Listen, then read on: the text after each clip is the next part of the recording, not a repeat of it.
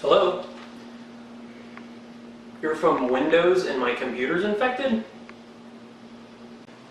Hello? I want a cruise? Hello? You're from the IRS and I owe you money? Wait, is this about that cruise? Hello? Hello? Hello?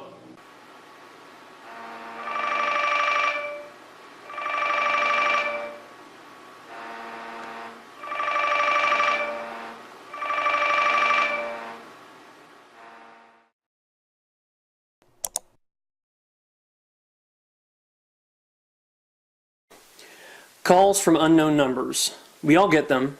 Sometimes we answer, other times we let them go to voicemail. Hopefully they're harmless, but if someone's trying to scam you, they can be very damaging.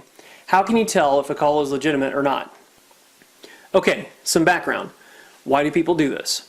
It's pretty simple. It's to take advantage of people and make money. If you're wondering if this is a new practice, well, it's not. These scams are just a modern version of what used to be referred to as a con. Con artists and their practices are by no means new, and the most common tricks they use are to either try and earn your trust or to make you believe that they have the authority to do something bad to you. So now that we know why this happens, let's talk about 3 general scenarios and how to stay safe in each one. If you get a call from someone who says they're from a business or organization that you normally deal with, ask the person for their name and extension and let them know you'll call them back. If they ask why, tell them that you're making sure the phone call isn't fake. If the call is on the up and up, they won't have a problem with your request. If they hang up, get angry, or behave in a way you wouldn't expect, it's probably a fake call. Also, and this is very important, if they give you a phone number to call back, don't use that number unless you can confirm it's from the actual company. You don't want to accidentally call back a con artist. The best way to make sure you're speaking with the actual company is to look up the customer service phone number yourself and see if it matches. If not, call the customer service line and explain the situation to them to confirm whether or not the previous phone call you received was real. They'll be happy you took the time to be sure you're actually talking to them and not someone pretending to be them. If the person says they're from an organization that you're not familiar with, don't take action on the phone. Collect as much information as you can and call them back. Again, do some research and ask yourself, why would this business, charity, group be calling me? Sometimes the Better Business Bureau has information on the organization that called you, which you can reference. Furthermore, if a person or automated system says they're from an organization you are familiar with, but you don't normally interact with, like for instance the IRS, or if something just doesn't feel right, follow the same process. Collect as much information that you can, look up the phone number yourself, call the published phone number, if the business appears to be legitimate of course, and explain the situation. Again, the real representatives will be glad you took the time to confirm everything is on the up and up. Let's look at a couple of specific examples that seem to be going around lately.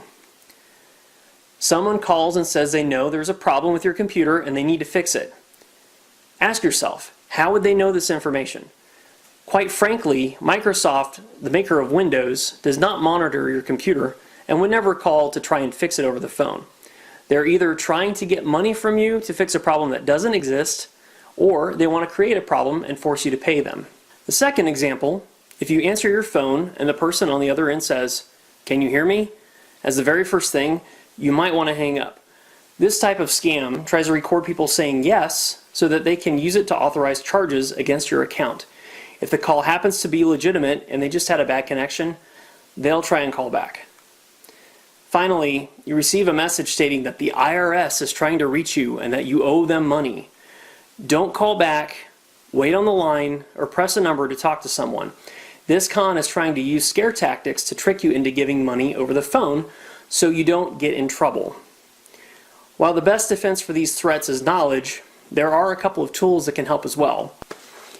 Some phones have a feature where a suspected spam caller shows up in red before you answer it.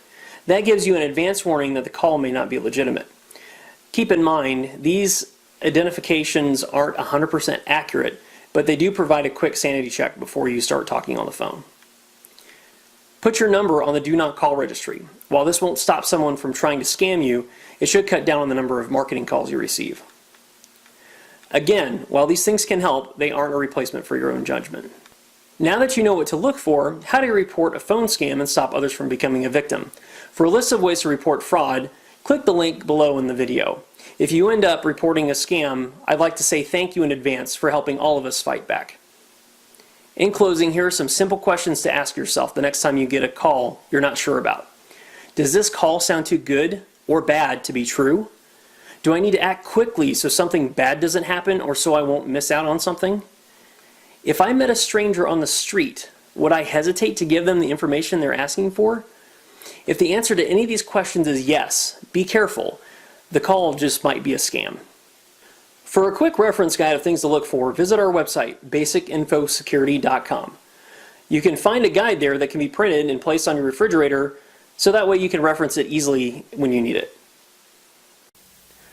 I hope you found this video helpful. There's a lot more information I'd love to share with you, so don't forget to like the video and subscribe to our channel.